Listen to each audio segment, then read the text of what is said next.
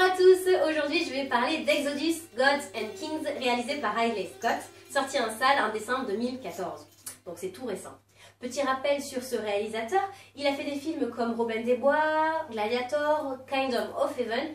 Excusez-moi pour mon accent anglais détestable, mais il fallait quand même que je cite ces trois œuvres cinématographiques pour prouver en fait qu'avant d'aller voir Exodus, on était en droit d'espérer un film qui leur arrive plus ou moins à la cheville. Ce n'est pas le cas malheureusement, comme je vais l'expliquer dans les prochaines parties. Donc si ça vous intéresse, je vous invite à me suivre, voilà.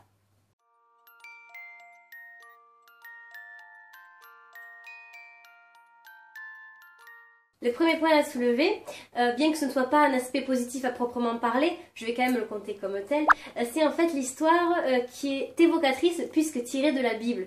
Redécouvrir la vie de Moïse sur grand écran, malgré son côté manichéen très marqué, fascine toujours autant, pour peu qu'on soit sensible à l'épisode de l'Exode. En tout cas, c'est ce qui m'a invité à aller au cinéma. J'avais envie de le redécouvrir. Ensuite, les costumes et les décors en mettent plein la vue. L'ambiance aussi de cette Égypte, cette grande époque révolue, charme. Donc ça y joue beaucoup. Et les effets spéciaux sont relativement corrects. Mis à part peut-être en ce qui concerne les animaux. Ce n'est pas le problème uniquement de ce film, mais à mon sens, les œuvres récentes ont du mal à recréer en images de synthèse les animaux. Je ne sais pas pourquoi. En tout cas, je les trouve la plupart du temps abominables.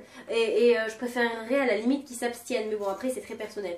Peu importe, en tout cas, les costumes, les décors, l'ambiance et les effets spéciaux, il n'y a quasiment rien à redire dessus. En ce qui concerne les acteurs, Christian Bale joue le rôle du libérateur avec grâce et talent.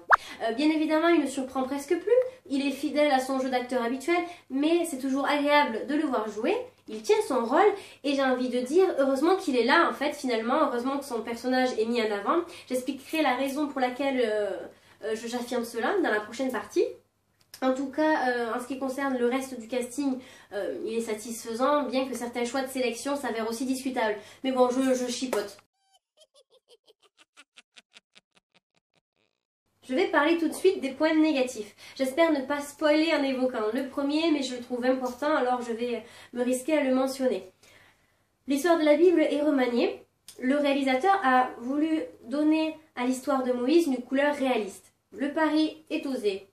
Et il est risqué, mais je dirais plus qu'il est risqué qu'osé. En tout cas, personnellement, j'ai eu l'impression de me retrouver entre deux chaises et d'assister à la confrontation de deux visions, deux conceptions, réalistes et symboliques, qui n'arrivaient pas à prendre le pas l'une sur l'autre.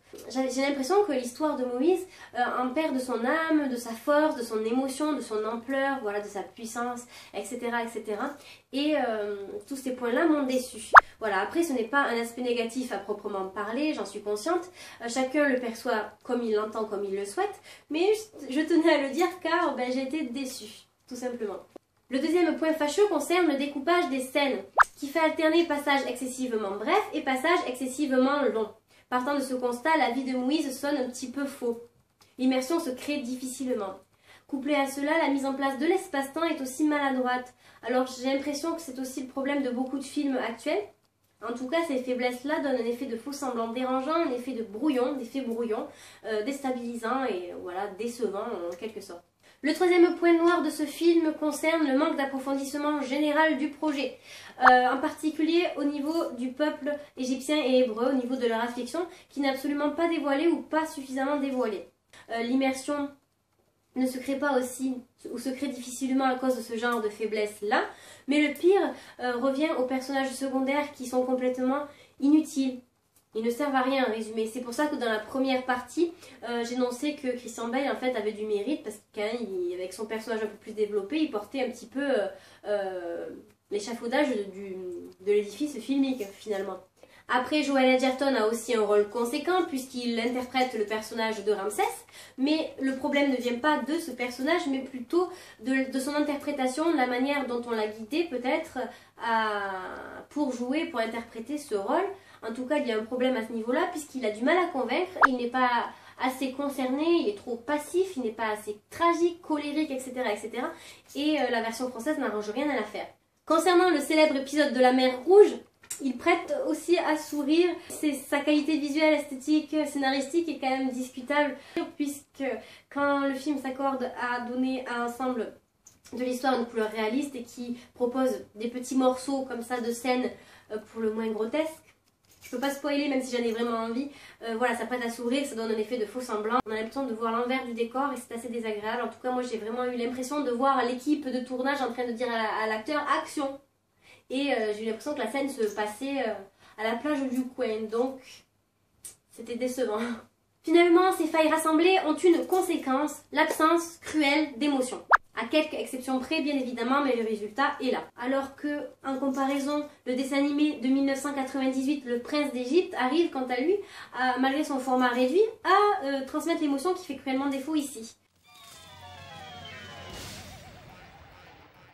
Bon, comme vous l'aurez compris, le film déçoit. Oula. Au regard des espérances créées en amont. Toutefois, le divertissement en tant que tel opère. Et les personnes sensibles à l'histoire de Moïse ou même les autres arriveront peut-être à oublier leur déception, leur frustration, les défauts évoqués précédemment quand ils verront les qualités évidentes qu'ils possèdent. Voilà, ils se laissent regarder. Ce n'est pas du tout un AV. Alors si cette présentation vous a plu, je vous invite vivement à la partager puisque c'est ce qui fait vivre une chaîne finalement. Mon site de critique est toujours disponible si vous souhaitez découvrir mes écrits. Les liens nécessaires sont en dessous de la vidéo. En tout cas, je voulais vous prévenir que j'ai quelques surprises pour vous dans les prochaines semaines. Donc j'ai des idées d'hors-série et pourquoi pas l'envie aussi de mettre en place une catégorie Laura des séries, on me l'a suggéré. Et puisque j'écrivais sur ce sujet dans mon premier blog, pourquoi pas revenir à mes premiers amours en fait. Voilà, je vous fais de gros bisous et vous dis à la prochaine. Ciao.